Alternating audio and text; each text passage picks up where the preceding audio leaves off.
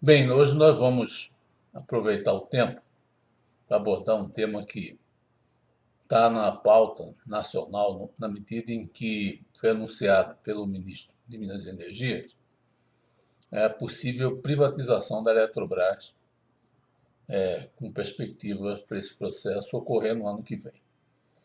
Logo que isso foi anunciado, o ministro, no mesmo momento, ele disse que a usina hidrelétrica de Itaipu e as usinas nucleares, né, operadas e sendo construídas pela eletronuclear estariam fora do processo de privatização. Itaipu, por envolver a questão do tratado com o Paraguai, que precisaria ser adaptado, renegociado, e não, ou seja, não há tempo e não há possibilidades assim concretas de que Itaipu venha a ser privatizado. E a outra questão, as usinas nucleoelétricas Angra 1, Angra 2 em operação, né, e Angra 3 em construção eletronuclear. Então nós vamos focar somente na questão nuclear, que é uma questão, um ponto importante, considerando que recentemente, né, o governo suspendeu as obras de Angra 3.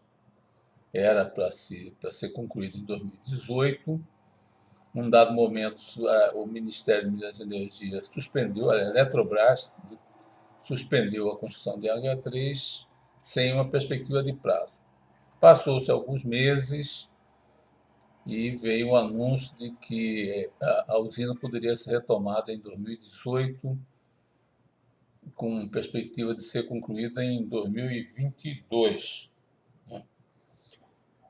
Ou seja, na realidade, a eletronuclear é que afirma que, caso a usina seja reiniciada no segundo semestre de 2018, ela poderia ser concluída em 2022. E aí a eletronuclear informa que o Brasil já gastou 8,5 bilhões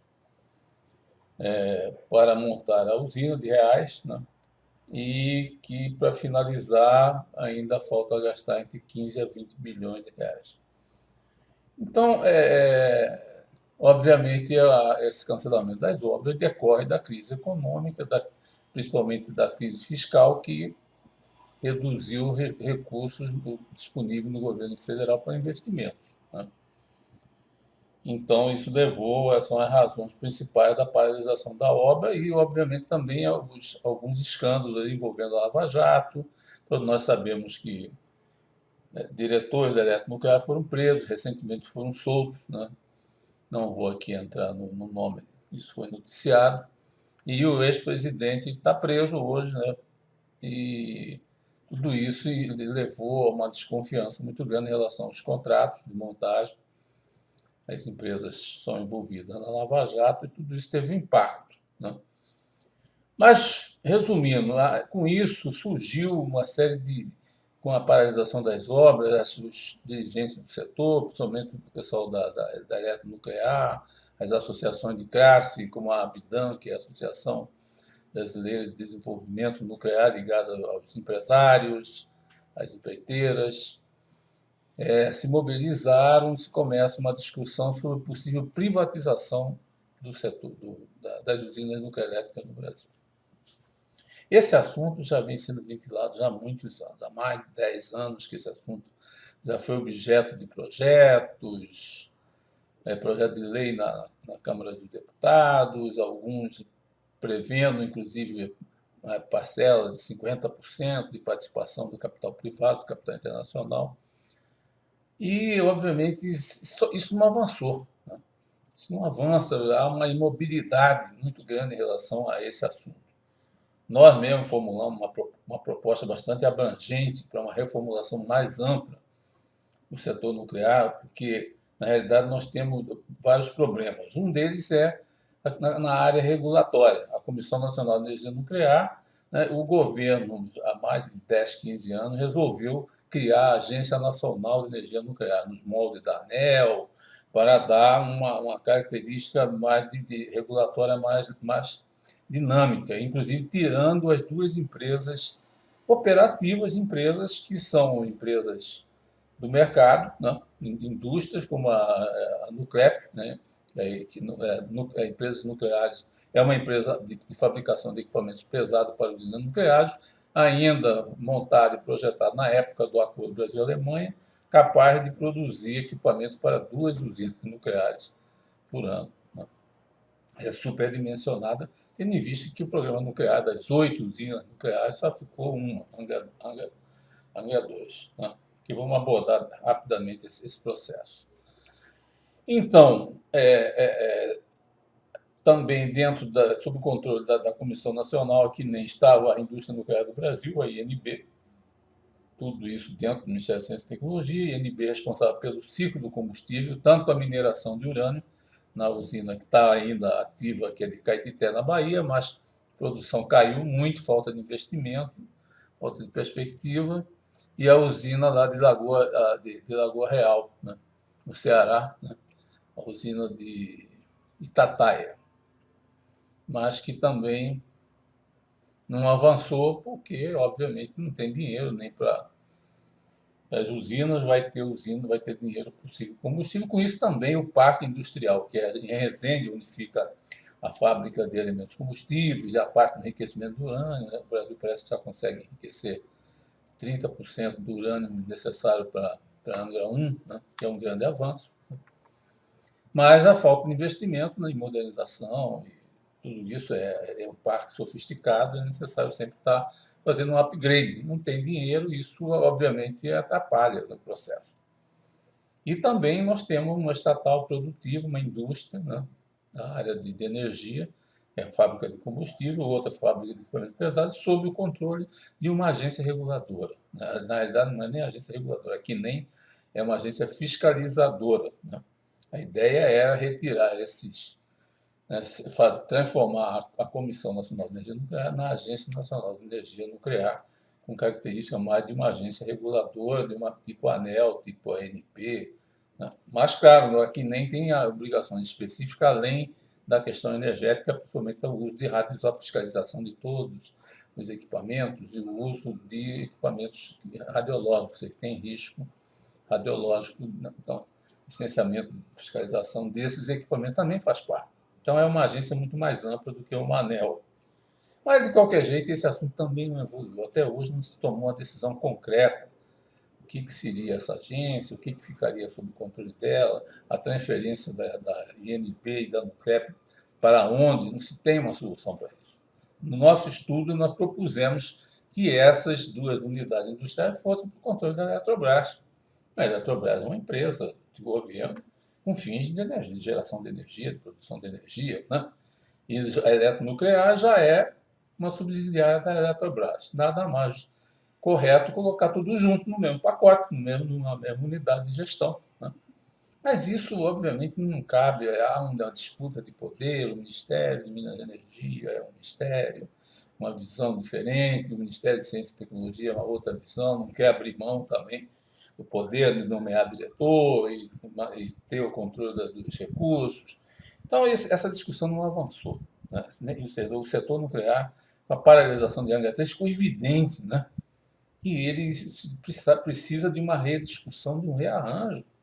Até agora que vai ficar órfão, se realmente concretizar a privatização da Eletrobras, o que vai se fazer com a eletronuclear? Vai virar o quê? Uma estatal solitária? Vai ser pendurado no Ministério de Minas e Energia? Quem vai fazer a gestão? Como é que vai ficar essa integração do ciclo do combustível que está no Ministério de Ciência e Tecnologia, no CREP? São coisas que são complementares, né? Se faz combustível para a usina nuclear, equipamentos da Nuclep para novas usinas nucleares, embora a Nuclep hoje em dia esteja ocupando alguns outros nichos de mercado de construção pesada, buscando parcerias com a parte da construção naval, a indústria naval, submarino nuclear, ou seja, mas é um arranjo precário. E o Brasil precisa tomar uma decisão, o que ele vai fazer com as suas usinas. Temos Angra 1, que já está chegando perto da sua idade útil, daqui a pouco vai ter que desativar essa usina, mais uns 10 anos aí, né? Angra 2 é o grande sucesso, que essa usina nós completamos. Eu tenho orgulho de dizer que iniciei e terminei a construção dessa usina, no prazo requerido. Ou seja, nós, na época, eu era diretor da Associação Brasileira de Energia Nuclear, era assessor também do Evaldo César, que era o diretor superintendente da Nuclem. Houve a fusão da Nuclem com Furnas, com Ronaldo Fabrício, que era também um executivo competente da área nuclear, e que, junto com o Embaçaí e outros dirigentes da Eletrobras, nós conseguimos montar esse esquema de trazer as usinas para dentro da eletronuclear sob o chapéu da Eletrobras. Então, os Furnas e Nuclem se juntou, eram umas divergências antigas, recursos não eram alocados. Na época, o recurso era alocado e a obra andava 1% ao ano, uma obra que anda 1% ao ano nunca seria concluída. Então, com a coragem desse dirigente e o nosso empenho, principalmente o nosso empenho junto ao Congresso Nacional, nosso trabalho foi esse, de conseguir alavancar o recurso e o consenso político para que essa obra fosse aceita por Fernando Henrique Cardoso. E quando aceita, foi equacionado o recurso necessário para concluir a obra no prazo. Então, foi um trabalho de engenharia política e engenharia também de construção de um empreendimento. Então, com isso, nós chegamos a um resultado, né? Começamos a obra e terminamos a obra e entregamos essa obra funcionando.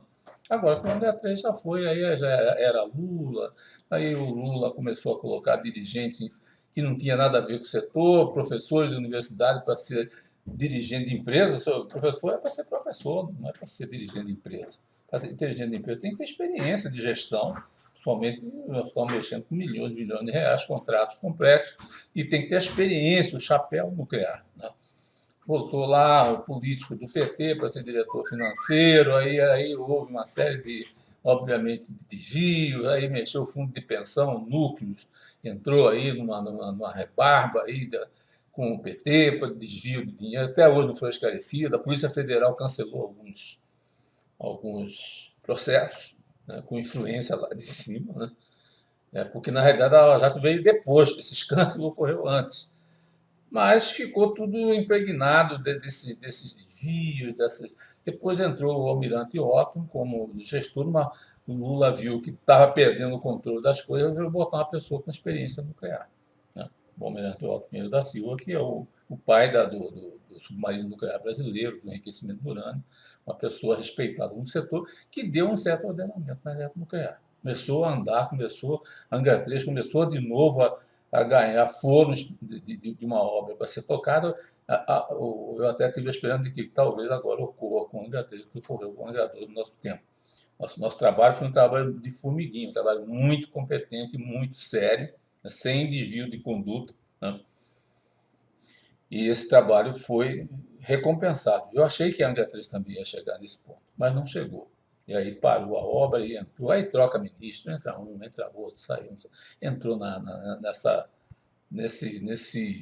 panaceia da deposição da Dilma, e depois Temer, entra ministro, sai ministro, e esse ministro que está aí é um garoto esforçado, mas não tem experiência, né? O setor nuclear tem uma história, tem uma série de trâmites. Eu passei 2 anos em Londres atuando na WNA, que é a Associação Mundial de Energia Nuclear. Fui membro diretor da UANA, World Association of Nuclear Operators. Andei por esse mundo todo, conversei com os grandes executivos e tenho relações com o mercado. E sei muito bem que o mercado nuclear é um mercado exigente. Mas, voltando então, o que aconteceu? Nessas notícias, a Angra 3 paralisou, agora vem a questão da Eletrobras, executivos da eletronuclear, algumas pessoas ligadas ao setor começaram a viajar para a China, para a Rússia, aí o Temer vai, assina termo de intenção com a China, e aí começa a perspectiva de que poderia existir uma cooperação internacional, né, para investir nas usinas, privatizar a Angra 1, a Angra 2, e privatizar. Mas só que essa discussão é muito sem base. É necessário chegar num consenso meio interno do país. É uma decisão estratégica de país. É uma decisão da eletronuclear. Principalmente os executivos da eletronuclear, até alguns são meus ex-colegas, pessoas que têm um brio, que têm competência, mas não têm o estofo de negociação. Eu já negociei várias vezes, já fui negociar nos Estados Unidos, com as empresas americanas, já negociei com os chineses, já vieram aqui, já houve. A gente sabe que os franceses, houve negociação da INP, e a gente sabe que essas negociações, elas, para avançar, é necessário um forte respaldo de um governo por detrás, de uma política bem definida, que nós queremos, onde nós queremos chegar com essas negociações. Agora parece que querem negociar para resolver um problema específico, vamos concluir a H3. Não é assim. Até porque os dirigentes desses grupos internacionais, nós temos aí dois grupos fundamentais no momento, que seriam potencialmente parceiros do Brasil.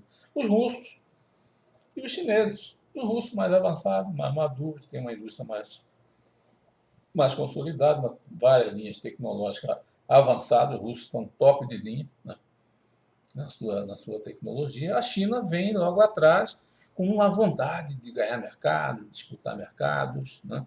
São fatores que são positivos. Ambos têm condições de fazer associações com o Brasil. Mas o Brasil precisa primeiro se resolver. E não vai ser com essas negociações pontuais. É necessário que se crie uma comissão. Eu sempre lembro da Comissão Vargas, quando o Brasil tinha dúvida de como encaminhar com o fim da Nucleabras, perspectivas.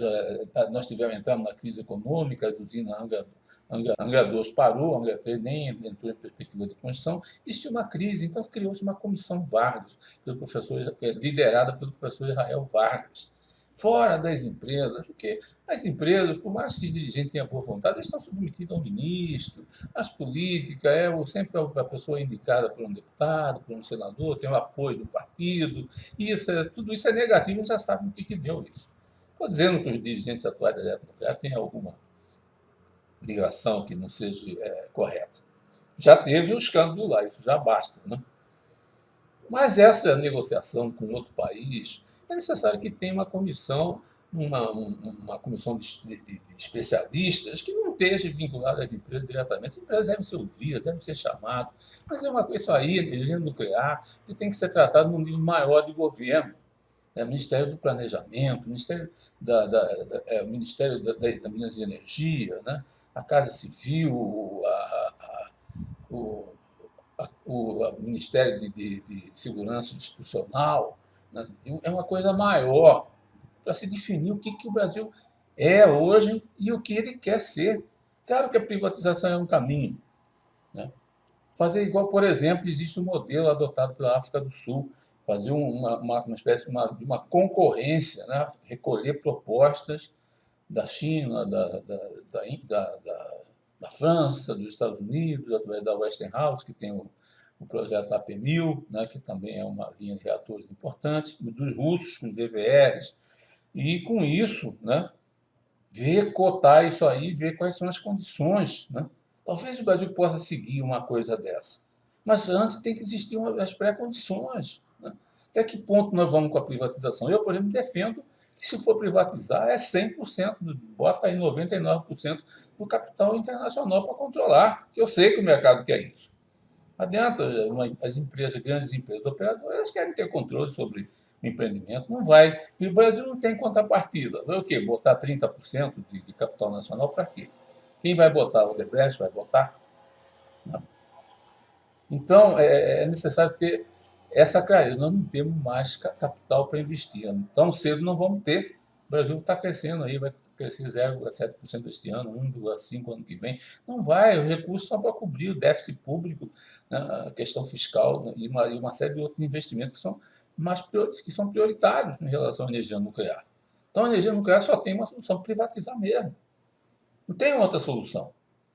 Então, vai ficar aí então vai ficar com o Angra 1 fechando, o Angra 2 funcionando, e talvez não conclua o Angra 3.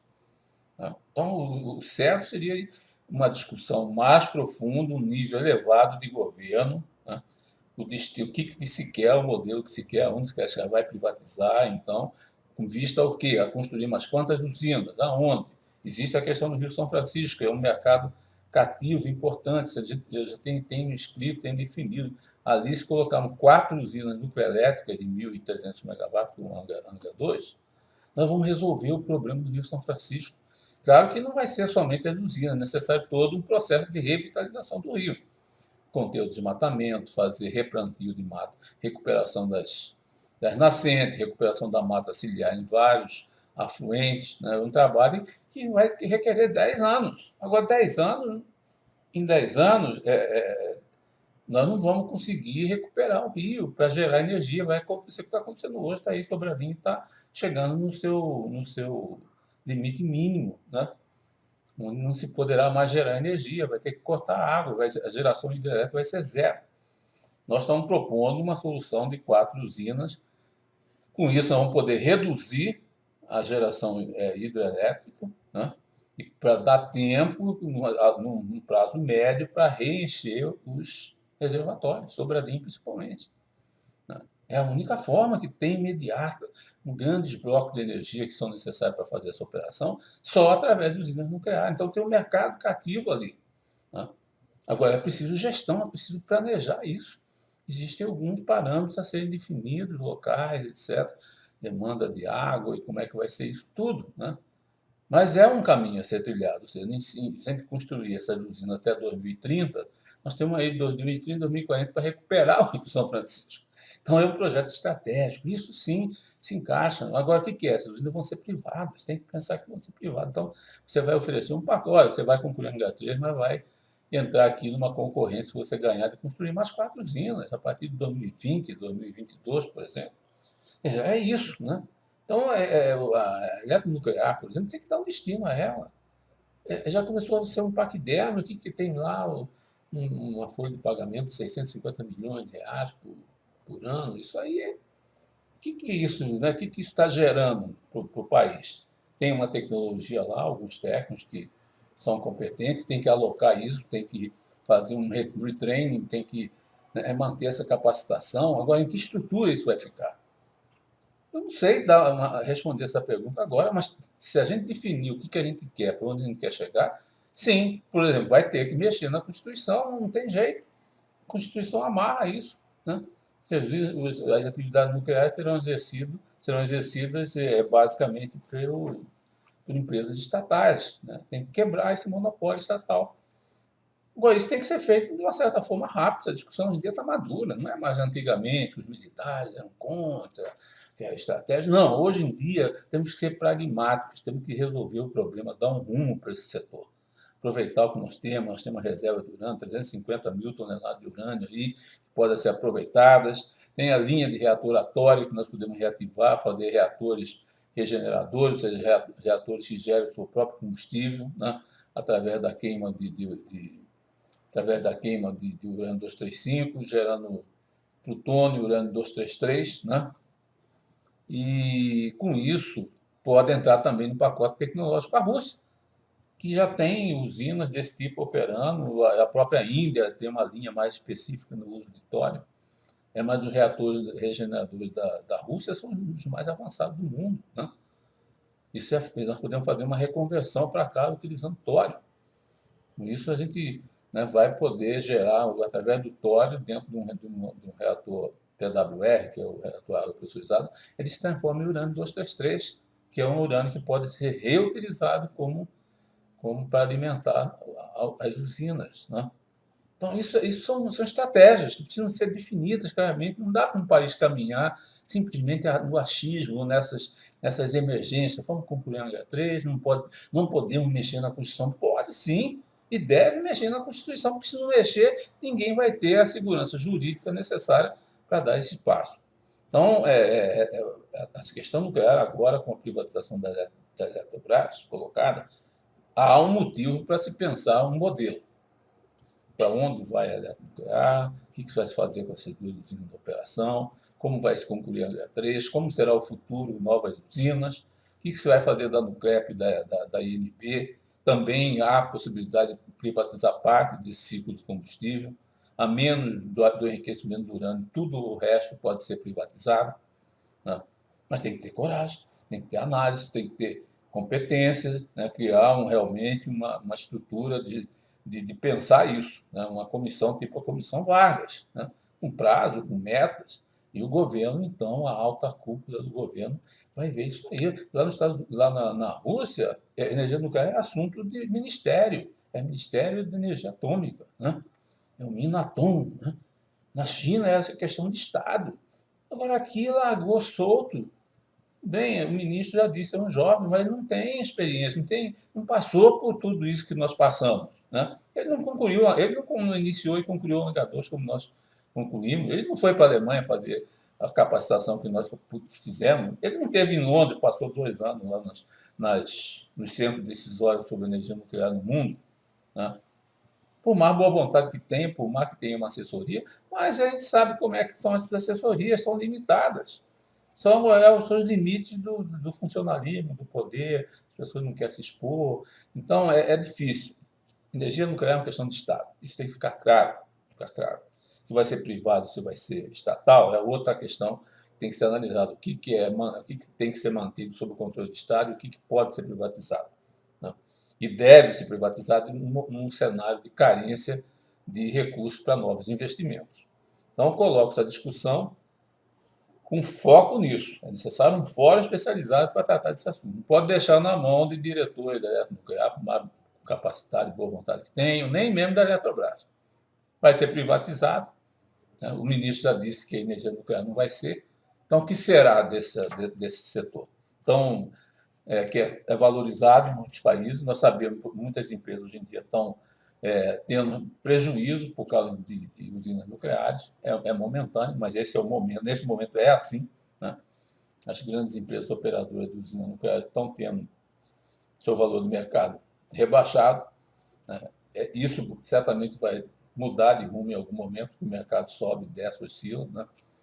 Mas um país como o Brasil continental, com reserva de urânio, desenvolveu tecnologia nuclear para fins de geração de energia elétrica, fez um acordo com a Alemanha, tem vários institutos de pesquisa que tem gente capacitada, tem que ver o que vai fazer, até para saber se os jovens têm perspectiva nessa área. Então, temos que desestimular os jovens a entrar nessa área, se a gente for enterrar esse sonho de vez. Que, aliás, não é sonho, é uma questão de pensar o país, né? Ver o que cabe para o Brasil em termos de ter uma geração nuclearética participando com um determinado grau de substância dentro da nossa matriz energética.